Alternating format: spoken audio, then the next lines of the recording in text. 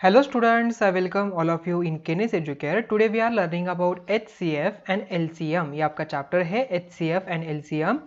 This is chapter from your 6th mathematics and today is our lecture number 1. Okay, तो student देखिए HCF and LCM. ये जो short form ये किसके short form में था? Highest common factor lowest common multiplication. ये क्या है? शॉर्ट फॉर्म है किसका? Highest common factor and lowest common multiplication. Okay, तो यही बातें हमें इस चैप्टर में लर्न करना है. मतलब हम इस चैप्टर में एचसीएफ कैसे फाइंड आउट किया जाता है एंड एलसीएम कैसे फाइंड आउट किया जाता है, उसका मीनिंग क्या है, ये सभी बातें इस पूरे चैप्टर में लर्न करने वाले हैं. ठीक है, तो आइए स्टार्ट करते हैं लेक्चर नंबर 1 को. देखिए स्टूडेंट्स, आपको यहाँ पर डिवाइजर एंड डिविडेंड तो आपको ऑलरेडी पता है. डिवाइजर क्या होता है, डिविडेंड क्या होता है. अभी देखिए 36 यहाँ पर है, 4 से यहाँ पर डिवाइड कर रहे हैं हम उससे. सो देयरफॉर ये क्या हो जाएगा, मेरा डिविडेंड बन जाएगा, 4 मेरा डिवाइजर बन जाएगा. ठीक है, 9 मेरा क्वोशंट बन जाएगा, 0 यहाँ पर मेरी क्या हो जाएगा, रिमाइंडर यहाँ पर बन जाएगा. ठीक है, so in the empty boxes write the proper words dividend, divisor, quotient and reminder. ठीक है, सो डिविडेंड कौन सा हो जाएगा यहाँ पर? देखिए डिविडेंड आ जाएगा यहाँ पर. डिविडेंड मतलब जिस नंबर को हम यहाँ पर डिवाइड करते हैं उसे डिविडेंड कहते हैं. देन जिस नंबर से डिवाइड करते हैं उसे हम डिवाइजर कहते हैं, तो डिवाइजर यहाँ पर आ जाएगा. जो हमारा आंसर आता है उसे हम क्वोशंट कहते हैं, तो यहाँ पर क्वोशंट आ जाएगा. ठीक है, एंड आफ्टर दैट जो यहाँ पर रिमेनिंग आता है उसे हम कहते हैं रिमाइंडर. ओके, सो रिमाइंडर यहाँ पर बच गया. ठीक है, सो यहाँ पर देखिए 0 आ रहा है. एंड इस एग्जाम्पल में देखिए 7 यहाँ पर मेरा है क्वोशंट, तो यहाँ पर क्वोशंट लिखेंगे. देन उसके बाद 65 it is my dividend, so dividend यहाँ पर आ गया. एंड ये है मेरा डिवाइजर, तो यहाँ पर डिवाइजर आ जाएगा. देन यहाँ पर देखिए 2 यहाँ पर मेरा रिमाइंडर है, तो यहाँ पर रिमाइंडर यहाँ पर बन गया. एंड स्टूडेंट्स, ये जो 4 यहाँ पर आपको दिख रही है, इनके बीच में कुछ रिलेशन है, आपको ऑलरेडी पता है. तो क्या रिलेशन है यहाँ पर?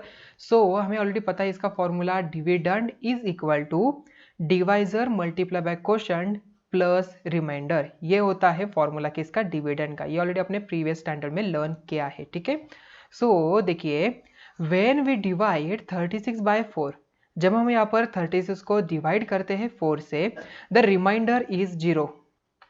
Therefore 4 is a factor of 36. 4 क्या है? 36 का फैक्टर है. फैक्टर का मतलब क्या होता है?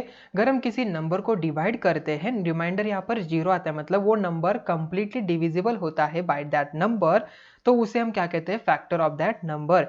एंड 36 क्या हो जाएगा? ये मल्टीपल हो जाएगा किसका? 4 का. मतलब 4 के मतलब देखिए 4 2 जा 4 3 जा, ये क्या है? मल्टीपल. इसका आंसर क्या होता है? 8. मतलब 8 जो है यहाँ पर 4 का मल्टीप्लाई हो जाएगा.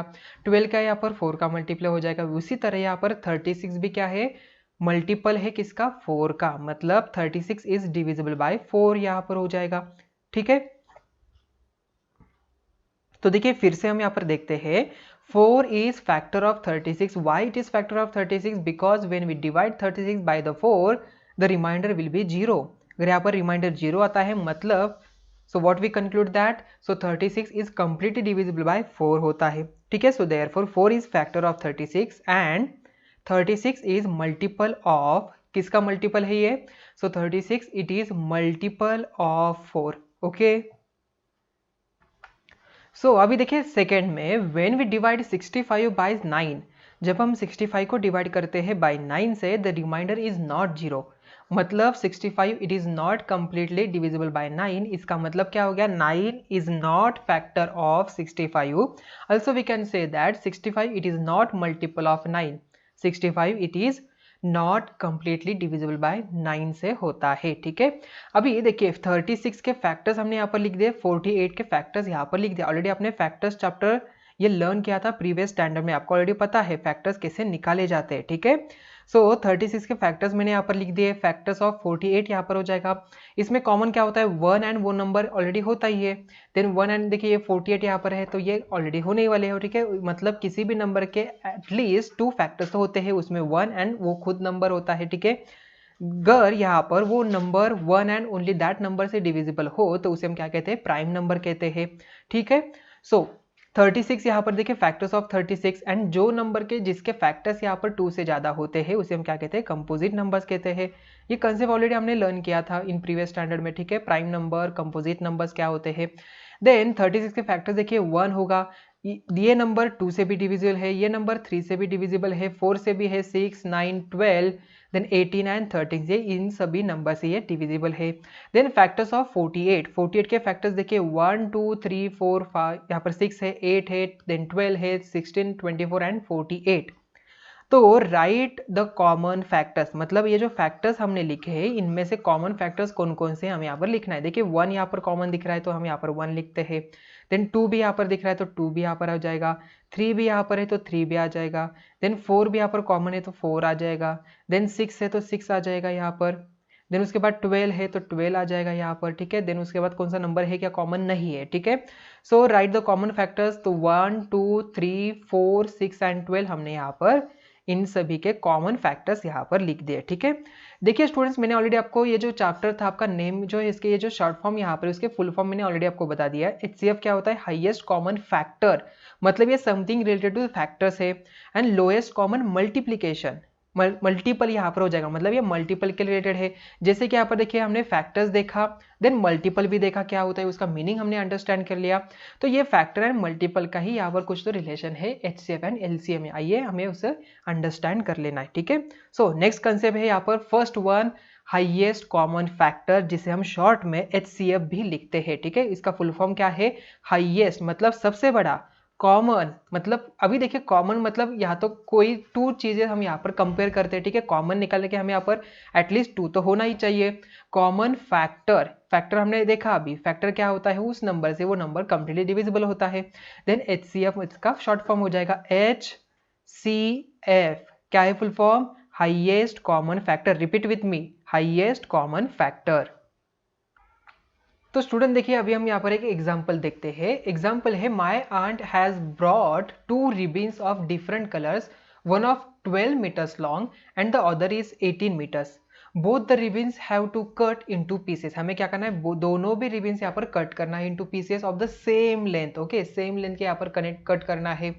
What should be the maximum length of each piece? Okay, यहाँ पर मैक्सिमम लेंथ कितनी होगी यहाँ पर each piece की हमें यहाँ पर बताना है, ठीक है। अभी देखिए ये मेरी फर्स्ट रिबन है और ये मेरी सेकेंड रिबन यहाँ पर होगी। The number which gives the length of each piece must be a factor of 12 and 18, correct. ये दोनों भी जो नंबर यहाँ पर होगा ये 12 का भी फैक्टर होना चाहिए और 18 का भी फैक्टर होना चाहिए, मतलब कॉमन फैक्टर होना चाहिए। सो देखिए हम फैक्टर्स लिखते हैं 12 के एंड 18 के, 1, 2, 3, 4, 6 एंड 12। फैक्टर्स ऑफ 18 क्या है, 1, 2, 3, 6, 9 एंड 18 यहाँ पर होगा, ठीक है। सो of the common factors 12 and 18, 6 is the greatest, यहाँ पर 6 क्या है, ग्रेटेस्ट फैक्टर्स होगा। Therefore, the maximum long length of each piece should be 6 metre, मतलब यहाँ पर क्या करेंगे 6 मीटर का एक कट बना दिया। एंड जो यहाँ पर सेकेंड रिबन आई है उसे भी कट कर, देखिए यहाँ पर 6, यहाँ पर 6 एंड ये, ओके। तो ये 6 मीटर यहाँ पर होगा, ये 6, 6 एंड 6, देखिए सेम लेंथ के हमने यहाँ पर इसके यहाँ पर पीसेस बना दिए, ठीक है। सो यहाँ पर क्वेश्चन क्या था, हमें यहाँ पर 1 12 मीटर्स की थी, अनदर 18 मीटर्स की। Both the ribbon have to cut into pieces of the same length, same length के हमें यहाँ पर कट करना है। What should be the maximum length of each piece, हमें क्या करना है, मैक्सिमम लेंथ यहाँ पर ढूंढ रहे थे, ठीक है। अगर यहाँ पर 6, देखिए 7 हम यहाँ पर लेते हैं तो 7 एंड यहाँ पर अनदर नंबर 5 होता है, ये सेम लेंथ के तो नहीं होते, इसका मतलब यहाँ पर ज्यादा से ज्यादा 6 मीटर्स के यहाँ पर कट कर सकते हैं सेम लेंथ के। सो देयरफॉर 6, 6, 6, 6, 6 यहाँ पर हो जाएगा, ठीक है। तो what should be the maximum length of each piece, it is 6 metre, यहाँ पर बन गया। तो स्टूडेंट देखिए हमने क्या फाइंड आउट किया, यहाँ पर जो फैक्टर्स थे 12 के एंड 18 के जो फैक्टर्स थे उनमें से यहाँ पर कॉमन फैक्टर हमने कौन सा चूज किया, यहाँ पर 6 यहाँ पर चूज किया। एंड देखिए 12 एंड 18 के जो कॉमन फैक्टर्स है इनमें से सबसे बिगेस्ट कौन कॉमन फैक्टर यहाँ पर 6 है। 6 से आगे देखिए यहाँ पर 12 है, देन यहाँ पर 9 एंड 18 है, मतलब 6 यहाँ पर हाईएस्ट कॉमन यहाँ पर हो गया फैक्टर। तो उसे हम यहाँ पर हाईएस्ट कॉमन फैक्टर कहते हैं, ठीक है। जो भी यहाँ पर देखिए 6 and 6, it is the highest common factors of 12 and 18। 12 and 18 का 6 it is highest common factor, यहाँ पर 6 हो गया, ठीक है। आई बात समझ में। तो देखिए another example है, there are 20 kg of jowar and 50 kg of wheat in a shop. All the grain is to be packed in bags. If all the bags are to be have equal weights of grain, what is the maximum weight of grain that can be filled in each bag? Okay, हमें यहाँ पर each bag में यहाँ पर fill करना है उस wait का, ठीक है। इसका मतलब 20 एंड 50 का हमें क्या करना पड़ेगा, पहले फैक्टर्स निकालने पड़ेंगे, उनमें से कौन सा हाईएस्ट कॉमन फैक्टर है वो हमें आइडेंटिफाई करना पड़ेगा. So the weight of grain in each bag must be a factor of 20 and 50. Besides, the maximum possible weight must be filled in each bag. Hence, let us find the HCF, highest common factor of 20 and 50. Yes अभी factors of 20 क्या है 1 2 4 5 10 and 20. Factors of 50 क्या है 1 2 5 10 25 and 50 यहाँ पर होगा. Common factor देखिए कौन कौन से 1 होगा, देन 2 होगा, देन उसके बाद 5 है, देन 10 यहाँ पर है. ठीक है 10 के बाद यहाँ पर कोई नंबर नहीं है. सो 1 2 5 एंड 10. हम यहाँ पर देखिए ये जो 20 kg एंड 50 kg इनके यहाँ पर सेम वेट के यहाँ पर 1 kg के बना सकते हैं सभी के, या तो 2 kg के यहाँ पर बना सकते हैं, 5 kg भी यहाँ पर सेम बैग्स बना सकते हैं, 10 kg के भी यहाँ पर बना सकते हैं. तो हाईएस्ट कौन सा यहाँ पर 10 kg है. Of the common factors 20 and 50, 10 is the greatest. That is 10 is the HCF of numbers 20 and 50. 10 क्या है यहाँ पर highest common factor है किसका 20 and 50 का. Therefore, a maximum of 10 kg of grain can be filled in each bag. हम यहाँ पर each bag में 10 kg fill कर सकते हैं. ओके आई थिंक ये कंसेप्ट आपको समझ में आ चुका होगा. सो अभी हमें क्या पता चला, to find the HCF of given numbers we make a list of factors. हमें पहले फैक्टर्स की लिस्ट बनानी पड़ेंगे of the numbers and find the greatest of the common factors. हम क्या करते हैं उसमें से ग्रेटेस्ट नंबर कौन है वो फाइंड आउट करते हैं. वो क्या होता है HCF, हाईएस्ट कॉमन फैक्टर यहाँ पर होगा. आई बात समझ में. तो आई थिंक अभी आपको HCF का मतलब अच्छी तरह से समझ में आ चुका होगा. तो स्टूडेंट्स आइए कुछ एग्जाम्पल हम यहाँ पर देखते हैं HCF के. मैं आपको यहाँ पर कोई 2 नंबर्स यहाँ पर दूंगा, उनके आप क्या करेंगे हाईएस्ट कॉमन फैक्टर्स यहाँ पर निकालेंगे. ठीक है फर्स्ट नंबर है 24 एंड सेकंड नंबर है 36. ओके तो 24 के यहाँ पर फैक्टर्स लिख लेते हैं. देखिए फर्स्ट से तो ये 1 से डिविजिबल है, देन 2 से भी डिविजिबल होगा, 3 से डिविजिबल है क्या देखिए 24. यस ये 3 के टेबल में आता है. सो देयरफॉर यहाँ पर हमें 3 से भी डिविजिबल होगा. या तो आप यहाँ पर प्रॉपर्टी भी यूज करते थे कि 4 + 2 यहाँ पर 6 होता है, 6 इट इज डिविजिबल बाय 3.